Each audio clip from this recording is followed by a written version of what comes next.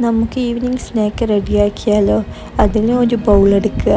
ആവശ്യത്തിന് മൈദയും കുറച്ച് പഞ്ചസാരയും കുറച്ച് ഉപ്പും ആഡ് ചെയ്തതിന് ശേഷം അതിലോട്ട് ആവശ്യത്തിന് വെള്ളമൊഴിച്ച് അതൊന്ന് മിക്സാക്കി എടുക്കുക.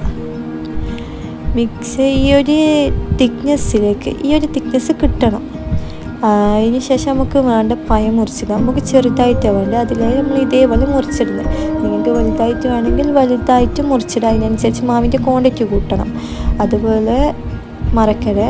അപ്പോൾ നമുക്കൊരു ചട്ടി വെക്കുക. അതിലോട്ട് കുറച്ച് ഓയിൽ ഒഴിച്ച് പഴം മൈദ മാവിൽ 2 സൈഡ് മുക്കി എടുത്തിട്ട് പൊരിക്കാൻ വെക്കുക. കുറച്ച് ടൈം വെക്കുക.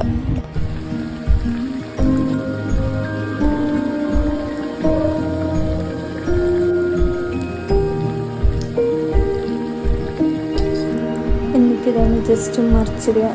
അതേപോലെ കുറച്ച് സമയം പുറം ബാക്ക് സൈഡും കുറച്ച് വേവാൻ വെയിറ്റ് ആക്കുക. അങ്ങനെ നമ്മുടെ ഈവനിങ് സ്നാക്ക് റെഡി. ഒന്ന് നിങ്ങൾ ഇതേപോലെ ട്രൈ ചെയ്ത് നോക്കൂ.